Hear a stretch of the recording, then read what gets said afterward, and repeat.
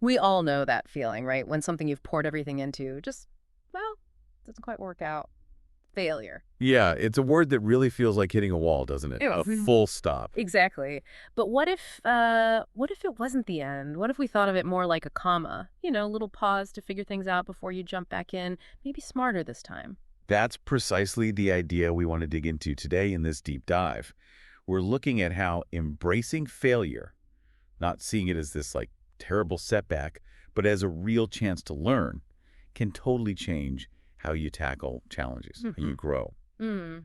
And the insights we're drawing on today, they come from a really interesting conversation that got right into the nuts and bolts of making that mental shift. Right, because the goal here is for you, listening, to get knowledge that sticks, not just quick facts, but stuff that helps you actually see those moments of, well, disappointment differently. Yeah, turn them into springboards, those aha Those moments. are the best. So we want to help you see how reframing failure can do that. Our mission, basically, is to help redefine what failure means. Let's try to move past that gut reaction Yeah. that it's, some kind of judgment on you. Yeah, like you personally failed. Right. And instead, see it as just a necessary step, a crucial part of getting where you want to go, both in your goals and, like, your own personal development. Okay, so let's dive in. That immediate reaction to failure, what is it? For most people, it's probably not jumping for joy. Definitely not. There's that fear, maybe wanting to hide it or feeling just plain Oh, embarrassed. absolutely. Yeah. That's super common. It's just this human thing. And the conversation we looked at really highlights this, that feeling like you've wasted time, energy, passion, Yeah. it all feels lost when something doesn't succeed. It's easy to get stuck there feeling discouraged. Totally. I remember early in my career, I had this one project. I was so sure it was it, put in crazy hours.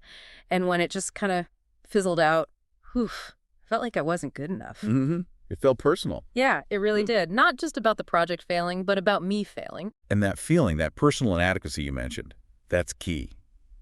But then, probably after a little time passed, you started thinking about what actually happened. No, yeah, eventually. That's the turning point. That project, even though it flocked by your original standards, Mm. it became this, like, gold mine of data. It told you things for next time. It really It did. was an event, a result. It wasn't some final verdict on your abilities. Looking back now, yeah, it was painful then, but wow, I learned so much about managing things better, understanding what people actually needed, even just about bouncing back. It wasn't a dead end at all. More like a detour sign. Exactly, a course correction. And maybe you wouldn't have learned those specific things without that specific experience failing in that way. Yeah. Which just shows how sometimes rejection or things not working out, Mm-hmm. they can actually push you towards really positive changes. Like, think about applying for a job you really want and you don't get it. Oh, that stings. You put in the effort, you feel good about the interview, then the thanks but no thanks email lands. Yeah, it's rough. Easy to take personally. Very easy. Start doubting everything. But that rejection, as much as it hurts, it can be the thing that makes you really look hard at your interview skills or polish up your portfolio or even realize, hey, maybe that company wasn't the right fit for me anyway. Huh. So that no could actually lead you to a much better yes later on. It absolutely can. That initial setback guides you, maybe without you even realizing it at the time. Okay, so this idea then that we should avoid failure like the plague, maybe that's actually holding us back, limiting our growth. I really think it does. Meaningful growth, real progress, it almost never happens in a straight line without hitting some bumps. Yeah, that makes sense. In fact, if you look at fields where innovation is key, failure isn't just possible, it's like baked into the process, part of the deal. Because trying new things means you might not get it right immediately. Exactly. You're pushing boundaries, experimenting. That inherently involves the risk of things not working out the first time Or the second. or the 10th. You think about science or art or tech, it's all built on trial and error, isn't it? Not every experiment works. Precisely. The classic example, maybe overused but still true, is Thomas Edison and the light bulb. Ah, yes, the thousands of ways not to make one. Right. He supposedly found thousands of ways it didn't work before he found the one that did. Each failure wasn't wasted effort. It was information. It guided him. So instead of seeing it as hitting a wall, we should see failure more like feedback, like a diagnostic report. That's a great way to put it, a diagnostic tool. The trick is shifting how we react inside, instead of shame or getting defensive. Which is hard. It is hard, Mm. but if we can learn to approach it with curiosity instead, Just asking, okay, what can I learn here? That's a huge first step. It really does flip the script. Mhm. Moves you from feeling blamed to feeling like an investigator. Yes. And doing that again and again, that's how you build resilience. Think about learning something physical, like riding a bike, Oh, yeah. Lots of falling involved there, usually. right? Wobbles, stumbles, maybe a few scrapes. Each little failure gives you instant feedback about your balance or how you're pedaling. You realize, oops, lean too far, or need to pedal smoother. Exactly. But those little mistakes, those moments of imbalance, Huh? they teach you, they help you develop this skill. You don't just give up after the first wobble, do you? No, you get back on and try again, maybe a bit more carefully. And that willingness to get back on the bike, that applies everywhere.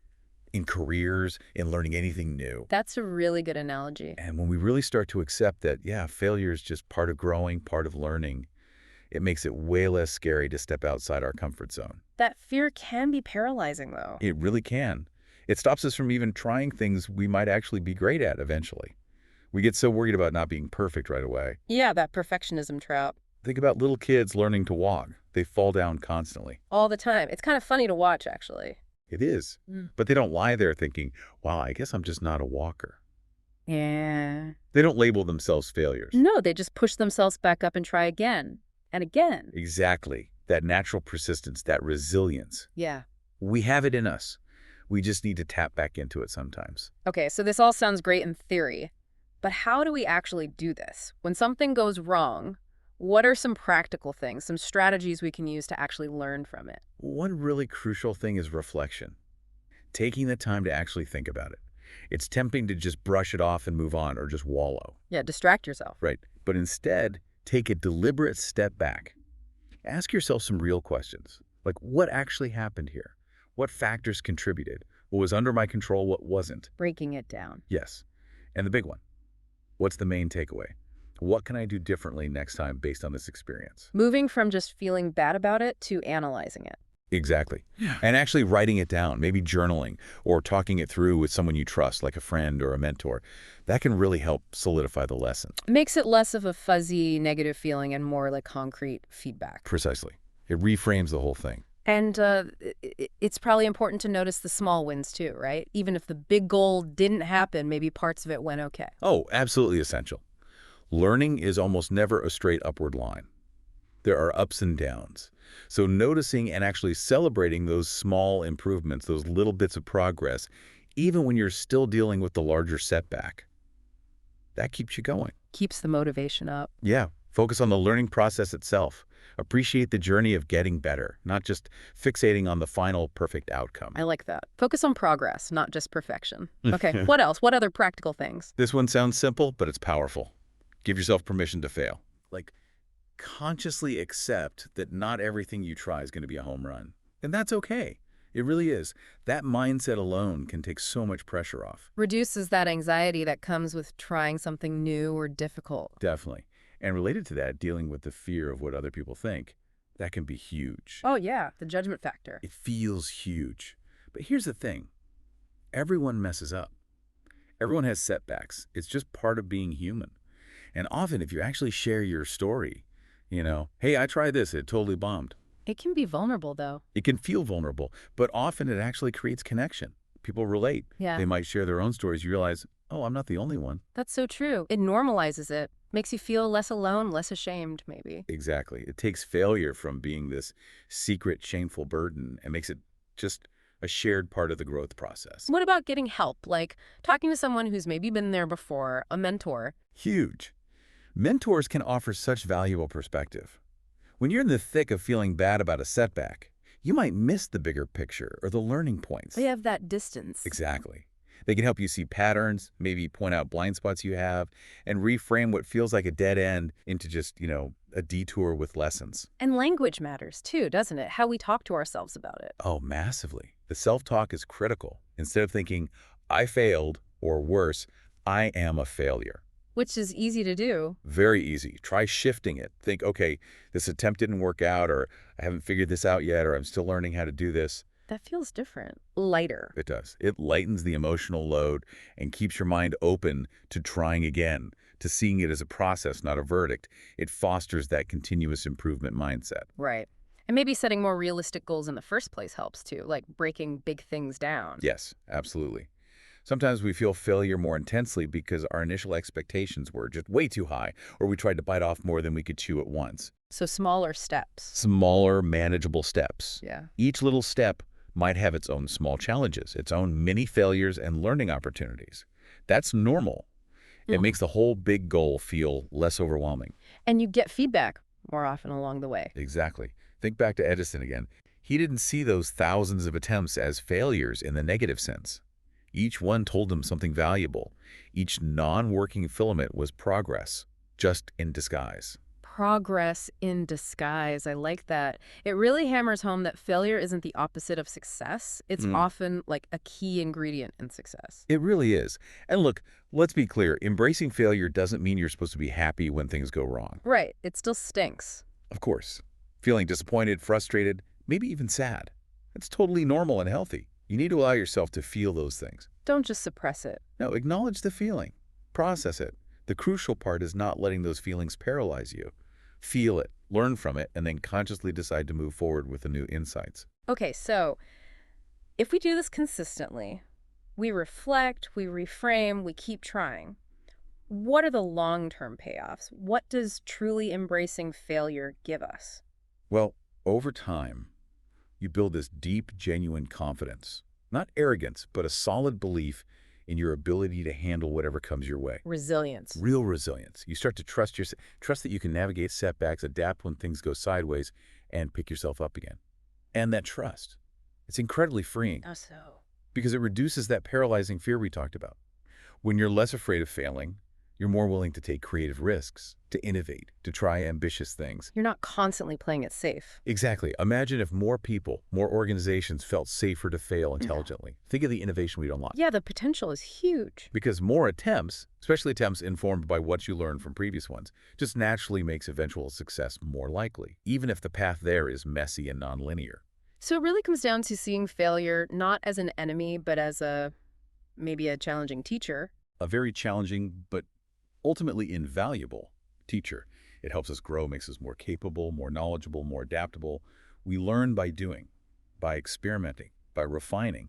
And messing up is just part of that refinement process. So wrapping this up, the core idea we've explored in this deep dive is really about that mindset shift. Moving failure from the verdict column to the feedback or learning column in our minds. Right. Seeing it not as an endpoint, but as vital information that can fuel significant growth, both for you personally and in whatever you're trying to achieve professionally. It allows us to become more resilient, more insightful, and ultimately probably more successful because we're not afraid to try. Precisely.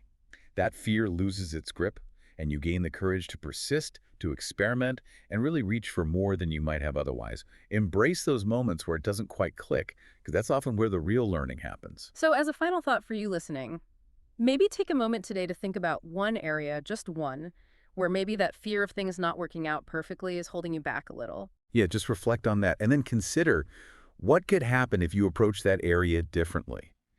If you decided that any bumps in the road there weren't judgments, but just data, what possibilities might open up if you met those setbacks with curiosity? See your next failure, whenever it happens, not as proof you can't do something, but as valuable intel for your next attempt. Exactly. A stepping stone, not a stop sign. Great stuff to think about. Thanks for joining us for this deep dive. Until next time.